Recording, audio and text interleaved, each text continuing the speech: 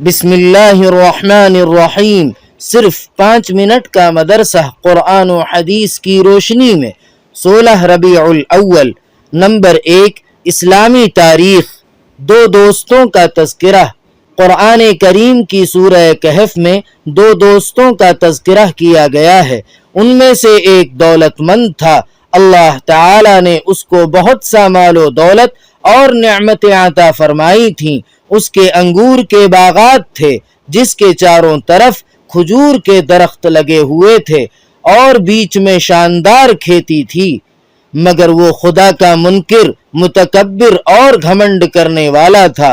اور دوسرا دوست تنگ دست اور پریشان حال تھا، مگر مومن اور اللہ تعالی کی عبادت کرنے والا تھا۔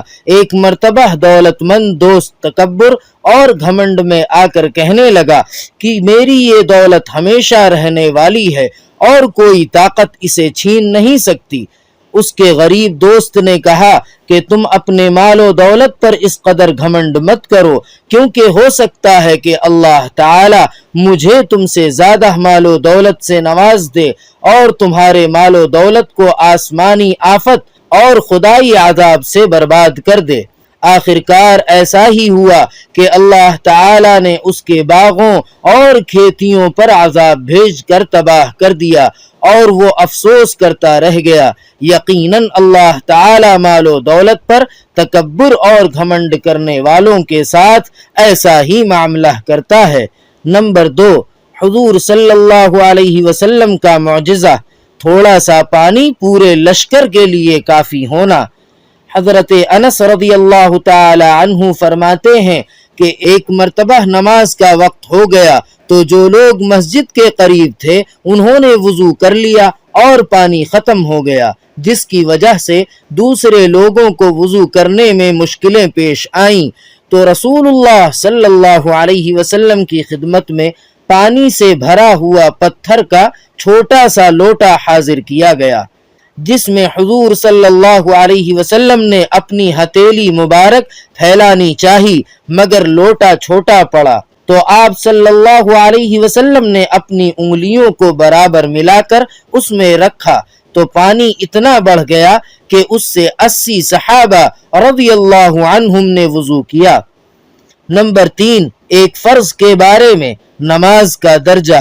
رسول اللہ صلی اللہ علیہ وسلم نے فرمایا جس کا وضو نہیں اس کی نماز نہیں، اور جو نماز نہ پڑھے اس کا کوئی دین نہیں۔ نماز کا درجہ دین میں ایسا ہے جیسے سر کا درجہ بدن میں ہے، یعنی جس طرح سر کے بغیر انسان زندہ نہیں رہ سکتا، اسی طرح نماز کے بغیر دین زندہ نہیں رہ سکتا۔ نمبر 4، ایک سنت کے بارے میں، سستی کاہلی دور کرنے کی دعا۔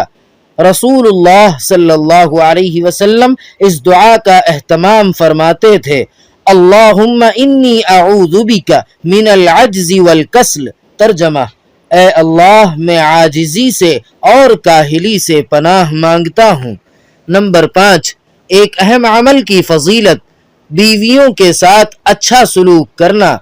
رسول اللہ صلی اللہ علیہ وسلم نے فرمایا، مؤمنوں میں سب سے کامل ایمان والا وہ ہے جس کے اخلاق اچھے ہوں، اور تم میں بہترین لوگ وہ ہیں جو اپنی بیویوں کے ساتھ اچھا سلوک کرتے ہیں۔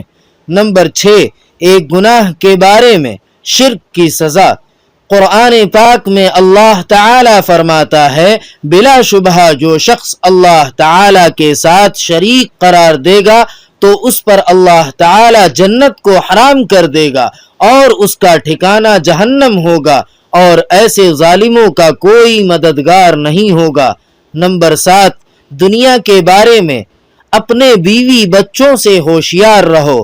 قرآن پاک میں اللہ تعالی فرماتا ہے، اے ایمان والو، تمہاری بعض بیویاں اور بعض اولاد تمہارے حق میں دشمن ہیں، تم ان سے ہوشیار رہو۔ فائدہ، بیوی بچے بعض مرتبہ دنیاوی نفع کے لیے خلاف شریعت کاموں پر اصرار کرتے ہیں، انہی لوگوں کو اللہ تعالی نے دین کا دشمن بتایا ہے اور ان کے حکم کو نہ ماننے کی ہدایت دی ہے۔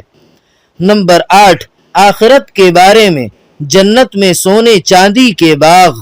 رسول اللہ صلی اللہ علیہ وسلم نے فرمایا، جنت میں 2 باغ چاندی کے ہیں، ان کے برتن اور سب سامان چاندی کے ہیں، اور 2 باغ سونے کے ہیں، ان کے برتن اور سب سامان سونے کے ہیں۔ جنت عدن کے رہنے والوں اور ان کے رب کے دیدار کے درمیان صرف جلال کی چادر ہوگی۔ نمبر 9، قرآن پاک سے علاج۔ موسمی پھلوں کے فوائد۔ قرآن پاک میں اللہ تعالی فرماتا ہے، کُلُوا مِن ثَمَرِهِ إِذَا أَثْمَرَ۔ ترجمہ، جب درخت پر پھل آ جائیں تو انہیں کھاؤ۔ فائدہ، موسمی پھل کا استعمال صحت کے لیے بے حد مفید ہے اور بہت سے موسمی بیماریوں سے حفاظت کا ذریعہ بھی ہے۔ نمبر 10، نبی صلی اللہ علیہ وسلم کی نصیحت۔ رسول اللہ صلی اللہ علیہ وسلم نے فرمایا، جب تم میں سے کوئی شخص اپنے بھائی سے ملے تو اس کو سلام کرے، اور اگر ان کے درمیان درخت، دیوار یا پتھر وغیرہ حائل ہو جائیں اور پھر وہ اس سے ملے تو دوبارہ اس کو سلام کرے۔ سبحان ربک رب العزت عما یصفون وسلام علی المرسلین والحمد للہ رب العالمین۔